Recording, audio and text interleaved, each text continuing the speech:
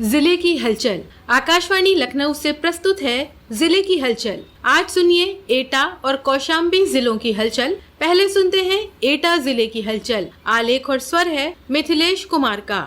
जिले में स्वगणना प्रक्रिया को नागरिकों का उत्साहपूर्ण समर्थन मिल रहा है। केंद्र सरकार की ओर से शुरू की गई इस ऑनलाइन सुविधा के तहत लोग घर बैठे अपने मोबाइल फोन से खुद ही जनगणना कर रहे हैं। अभियान के दूसरे दिन 2400 से ज्यादा नागरिकों ने ऑनलाइन स्वगणना पूरी की, जिससे कुल संख्या बढ़कर लगभग 3200 तक पहुंच गई है। जबकि पहले दिन जनप्रतिनिधियों, अधिकारियों और आम नागरिकों समेत 762 लोगों ने स्वगणना प्रक्रिया पूरी की थी। ये ऑनलाइन व्यवस्था सरल, सुरक्षित और समय की बचत करने वाली है। नागरिक अपने मोबाइल नंबर के ओटीपी सत्यापन के बाद निर्धारित पोर्टल पर पंजीकरण कर परिवार से जुड़ी जानकारी भर सकते हैं। फॉर्म हिंदी और अंग्रेजी समेत कई भाषाओं में उपलब्ध है, जिसमें आवास, परिवार और सामाजिक स्थिति से जुड़े लगभग 33 बिंदुओं की जानकारी मांगी जाती है। फॉर्म जमा होने के बाद नागरिकों को एक विशेष SEID प्राप्त होती है, जिसे बाद में सत्यापन के दौरान जनगणना अधिकारी को दिखाना होगा। ये प्रक्रिया 21 मई तक जारी रहेगी और प्रशासन लगातार लोगों को स्वगणना के लिए प्रेरित कर रहा है। बेहतर शिक्षा और उन्नत भविष्य की परिकल्पना को साकार करने के उद्देश्य से जिला शिक्षा एवं प्रशिक्षण संस्थान हरचंदपुर कला में शिक्षा मित्र सम्मान समारोह का आयोजन धूमधाम से किया गया। कार्यक्रम में शिक्षा मित्रों के चेहरे उस समय खुशी से खिल उठे जब उनके मानदेय को बढ़ाकर 18,000 रुपए किए जाने की घोषणा का जिक्र हुआ। समारोह का शुभारंभ मारेरा विधायक वीरेंद्र सिंह लोधी ने मां सरस्वती के चित्र पर माल्यार्पण और दीप प्रज्वलन के साथ किया। कार्यक्रम में गोरखपुर से मुख्यमंत्री योगी आदित्यनाथ के संबोधन का सीधा प्रसारण भी दिखाया गया, जिसे शिक्षा मित्रों और अधिकारियों ने ध्यानपूर्वक सुना। विधायक वीरेंद्र सिंह लोधी ने शिक्षा मित्रों को बढ़े हुए मानदेय के प्रतीकात्मक चेक भी वितरित किए। जिले में पोषण और बाल विकास सेवाओं को मजबूत करने के लिए 3 मॉडल आंगनबाड़ी केंद्रों के निर्माण की तैयारी तेज कर दी गई है। शासन से स्वीकृति मिलने के बाद जल्द ही निर्माण कार्य शुरू कराया जाएगा। इन केंद्रों को आधुनिक सुविधाओं से लैस किया जाएगा ताकि बच्चों, किशोरियों और महिलाओं को बेहतर वातावरण और सुविधाएं मिल सकें। जिला कार्यक्रम अधिकारी संजय सिंह ने बताया कि जलेसर क्षेत्र के कोसमा, बिचपुर और अवागढ़ के पुनहरा में मॉडल आंगनबाड़ी केंद्र बनाए जाएंगे। जलेसर के दोनों केंद्रों पर लगभग 27,80,000 रुपए की लागत आएगी, जबकि पुनहरा केंद्र पर करीब 30,22,000 रुपए खर्च किए जाएंगे। प्रत्येक केंद्र के लिए पहली किस्त के रूप में 10-10 लाख रुपए जारी कर दिए गए हैं। इन केंद्रों में बेबी टॉयलेट, बाल अनुकूल शौचालय, multipurpose hall, kitchen shed, store room और विस्तृत बरामदा जैसी सुविधाएं होंगी। बच्चों के खेलने और गतिविधियों के लिए आकर्षक लॉन भी विकसित किए जाएंगे। अधिकारियों का कहना है कि इन मॉडल केंद्रों के माध्यम से बच्चों के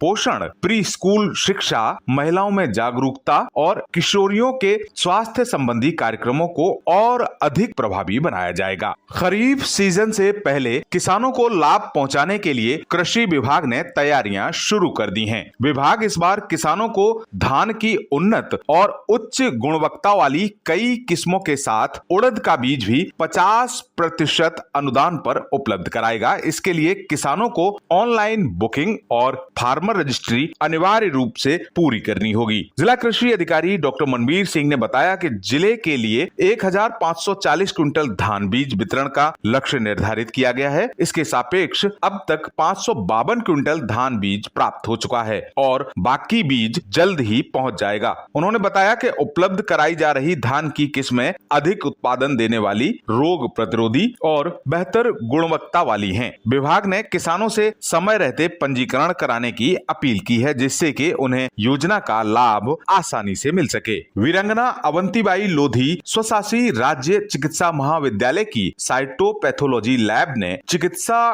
क्षेत्र में एक दुर्लभ उपलब्धि हासिल की है। पैथोलॉजी टीम ने मरीज के हाथ में बनी सामान्य दिखाई देने वाली गांठ की जांच के दौरान फाइलेरिया के जीवित माइक्रो फाइलेरिया की पहचान की है। जांच के दौरान FNC तकनीक के माध्यम से फाइलेरिया के परजीवी की पुष्टि की गई। गौरतलब है कि भारत सरकार ने वर्ष 2027 तक देश से फाइलेरिया समाप्त करने का लक्ष्य निर्धारित किया है। Cyto lab incharge doctor Ankita Sharma ने कहा, जब मरीज को सिम्टम आना शुरू होते हैं तो उसके कॉमन जो लक्षण है वो है बुखार आना, दर्द होना, तो लसिका तंत्र को ब्लॉक कर देता है, उसको खराब कर देता है। तो पैरों में सूजन आना, जिसको हम हाथी पांव बोलते हैं, तो हाथी पांव नामक बीमारी हो सकती है। फाइलेरिया लाइलाज बीमारी नहीं है जब तक वो लेट ना हो।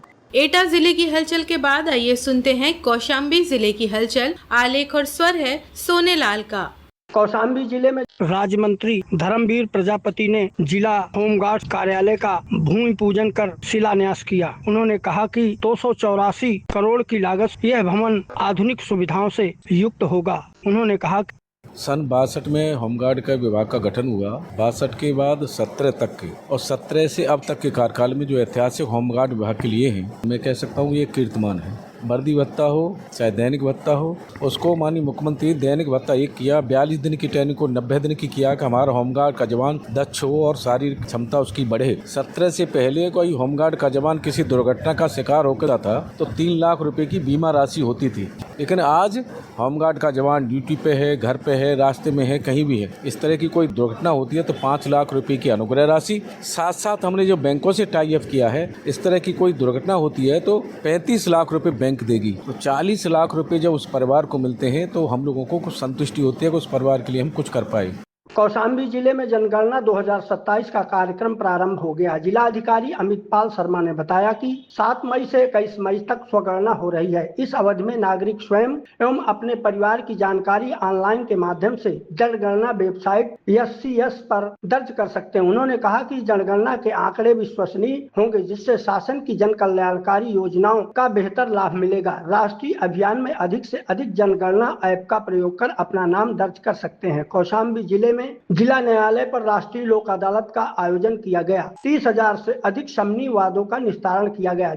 कौशाम्बी जिले में समाधान अभियान के अंतर्गत कई ग्राम सभाओं में भूमि विवादों की सुनवाई कर अवैध कब्जे खाली कराए गए। अपर जिला अधिकारी राजस्व ने बताया कि टॉप 10 भूमि विवादों का मौके पर समाधान के अंतर्गत भीटी, देहमाफी, कोरीपुर सहित दर्जनों गाँव में अधिकारियों द्वारा संयुक्त टीम के साथ विवादों का निस्तारण किया गया, जिसमें पुलिस और राजस्व टीम का अवैध भूमि खाली कराई गई। कौशाम्बी जिले में जल जीवन मिशन योजना के तहत 192 कार्यों को पूर्ण किया गया। जल निगम एवं सिंचाई विभाग के अधिशासी अभियंता ने बताया कि 275 पेयजल परियोजनाओं में 192 परियोजनाएं पूर्ण हो चुकी हैं। 78 परियोजनाओं पर कार्य जारी है। 114 परियोजनाओं में टेस्टिंग और ट्रायल का कार्य चल रहा है। जल जीवन मिशन के अंतर्गत नल से जल पहुंचाने की योजना कई गाँव में चल रही है। गर्मी के मौसम में 130 तालाबों के सापेक्ष 40 तालाबों में पानी भरा दिया गया। शेष तालाबों में कार्रवाई जारी है। कौशाम्बी जिले में नई बैरिक का निर्माण होने से बंदियों को जिला कारागार में सुविधा मिल रही है। जेल अधीक्षक अजितेश कुमार मिश्रा ने बताया कि जिला कारागार में क्षमता से अधिक बंदी निरुद्ध होने के कारण बंदियों को रखने में कठिनाइयों का सामना करना पड़ रहा था। पत्राचार के माध्यम से ADG कारागार द्वारा जेल के अंदर बैरिक निर्माण की अनुमति दी गई, जो करोड़ों की लागत से बनकर तैयार हो गई। बंदियों को गर्मी के मौसम में किसी प्रकार की असुविधा का सामना नहीं करना पड़ रहा। जिला कारागार में बंदियों को शुद्ध भोजन और शीतल जल की सुविधा उपलब्ध है। कौशाम्बी जिले में लक्ष्य के सापेक्ष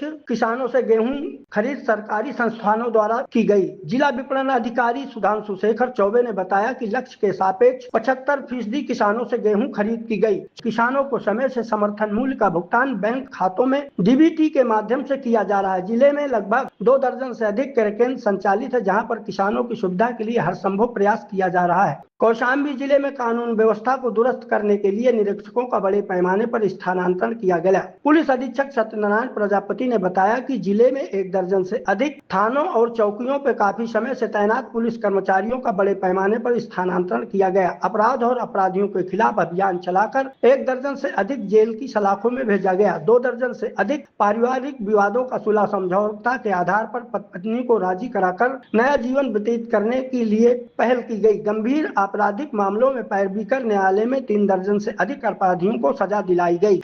ये था आकाशवाणी लखनऊ के क्षेत्रीय समाचार एकांश द्वारा प्रस्तुत जिले की हलचल का आज का अंक।